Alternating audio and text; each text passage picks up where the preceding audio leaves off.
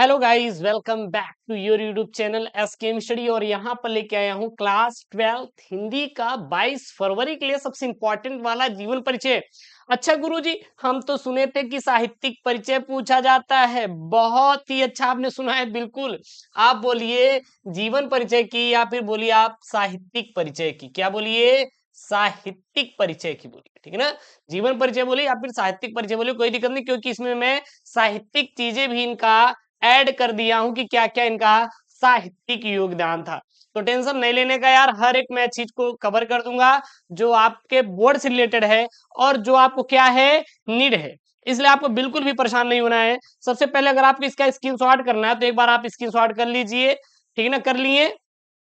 क्योंकि ये बहुत ही इंपॉर्टेंट वाला टॉपिक है। सबसे पहले देखेंगे तो इनका एक यहाँ पे चीज लिखा गया है, टिप्स एंड इंपॉर्टेंट पॉइंट। अब इसका सर मतलब क्या है? जब भी आप बोर्ड में जीवन परिचय लिख रहे हैं, साहित्यिक परिचय लिख रहे हैं आचार्य हजारी प्रसाद द्विवेदी का, तो आपको जन्म, जन्म स्थान, माता पिता का नाम, उपाधि, भाषा, प्रमुख रचनाएं, मृत्यु, ये सब पॉइंट जरूर से जरूर लिखना है। सर हमें ये सब पॉइंट क्यों लिखना है? आखिरकार क्या जरूरत पड़ गई इन सब पॉइंट की? इसलिए आपकी इनकी जरूरत पड़ी है क्योंकि ये आपको जरूर से जरूर लिखना है।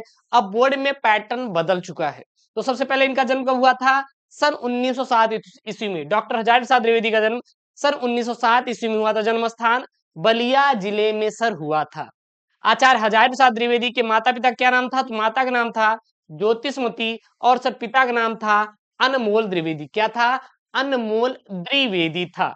इनको उपाधि कौन सी मिली थी सर? डी लिट की उपाधि इनको मिली थी आचार्य हजारी प्रसाद द्विवेदी जी को। सर इनकी भाषा कैसी थी सर? संस्कृत और खड़ी बोली सर इनकी भाषा थी। किसकी? डॉक्टर हजारी प्रसाद द्विवेदी जी की। सर इनकी प्रमुख रचनाएं जैसे बाण भट्ट की आत्मकथा, चारु चंद्रलेख, पुनर्नरवा और अनाम दास का पोथा। सर इनकी प्रमुख रचनाएं अगर बात करें तो याद कर लीजिए, बाण भट्ट की आत्मकथा, चारु चंद्रलेख, पुनर्नरवा, अनाम दास का पोथा इत्यादि आचार्य हजारी प्रसाद द्विवेदी की क्या है, प्रमुख रचनाएं हैं। सर इनकी मृत्यु 18 मई सन 1979 ईस्वी को हो गया था। किसका? आचार्य हजारी प्रसाद द्विवेदी का। और यहाँ पर इनका क्या लगा हुआ, पिक्चर लगा हुआ है, ताकि आप इनको अच्छे से डिटेल में याद कर सके। अब बात आती है जीवन परिचय की या फिर बोलिए साहित्यिक परिचय। सर हम इनका कैसे लिखेंगे? तो यहाँ पे ध्यान दीजिएगा कैसे आपको लिखना है। आचार्य हजारी प्रसाद द्विवेदी का जन्म बलिया जिले के दुबे का छपरा नामक गांव में एक सरयू पारी ब्राह्मण परिवार में सन 1907 ईस्वी में हुआ था। हर एक पॉइंट मैंने हाईलाइटेड किया है क्योंकि जन्म स्थान बलिया जिले के दुबे का छपरा नामक स्थान पर सन 1907 ईस्वी में हुआ था। इन्होंने पारिवारिक परंपरा के अनुसार प्रारंभ में संस्कृत का अध्ययन किया और सन 1930 ईस्वी में काशी विश्वविद्यालय से ज्योतिषाचार्य की क्या की, परीक्षा उत्तीर्ण की, यानी परीक्षा को इन्होंने पास किया, ठीक है ना। उसी वर्ष प्राध्यापक होकर शांति निकेतन चले गए। कौन शांति निकेतन चले गए भाई साहब? आचार्य हजारी प्रसाद द्विवेदी जी शांति निकेतन चले गए। सन 1904 से 1950 तक वहां हिंदी भवन के निदेशक के पद पर कार्य करते रहे। कौन करते रहे? आचार्य हजारी प्रसाद द्विवेदी कार्य करते रहे। उसके बाद 1905 ईस्वी में आचार्य हजारी प्रसाद द्विवेदी काशी विश्वविद्यालय में हिंदी विभाग के क्या रहे, अध्यक्ष पद पर नियुक्त हुए।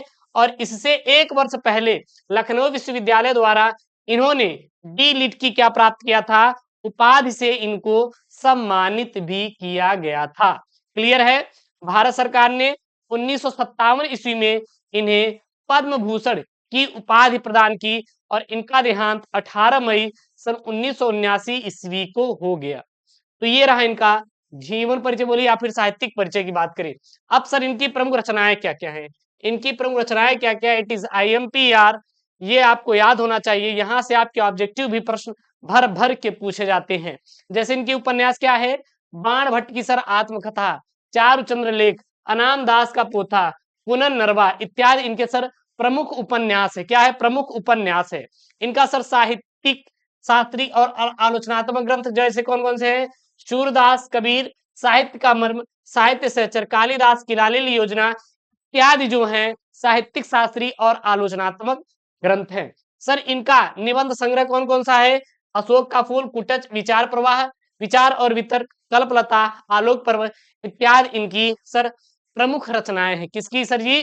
निबंधन संग्रह है डॉक्टर हजारी प्रसाद द्विवेदी की।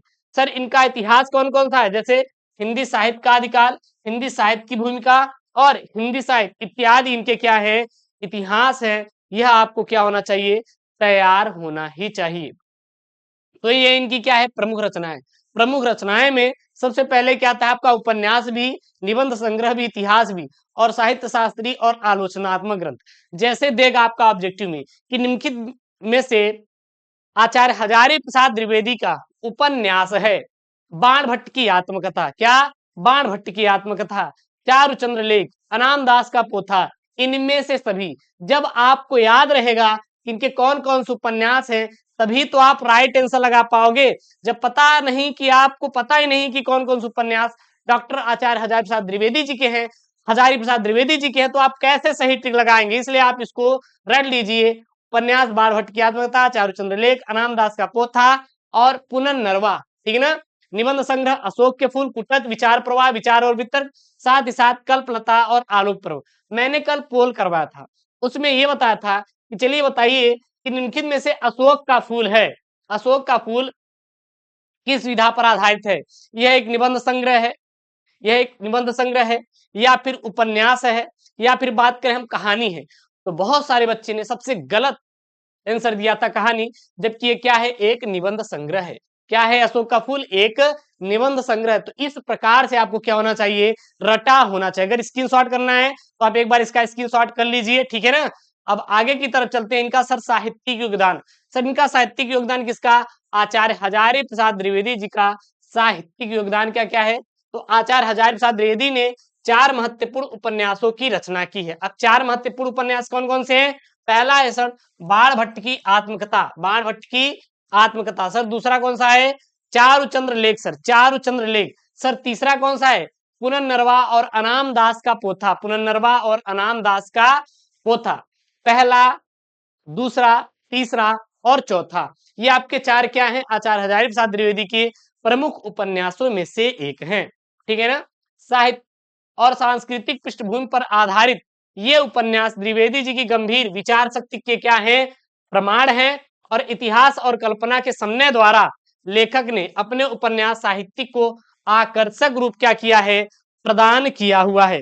बस आपको यही लिखना है, इससे आपको बाहर ज्यादा लिखने की जरूरत बिल्कुल भी नहीं है। फिर से रिवीजन करवा देना। सबसे पहले इनके जो प्रमुख पॉइंट थे, जन्म, जन्म स्थान, माता पिता का नाम, उपाधि, भाषा, प्रमुख रचनाएं और मृत्यु, इनका मैंने यहाँ पे नोट करवा दिया है। आप इसे क्या करें, एक बार नोट कर सकते हैं, ठीक है ना? या फिर स्क्रीनशॉट ले लीजिए। उसके बाद मैंने यहाँ पे क्विक रिवीजन करवा रहे हैं। जीवन परिचय कर बताया क्या क्या होता है, आप बोले साहित्यिक परिचय डाल लीजिए, कोई दिक्कत नहीं।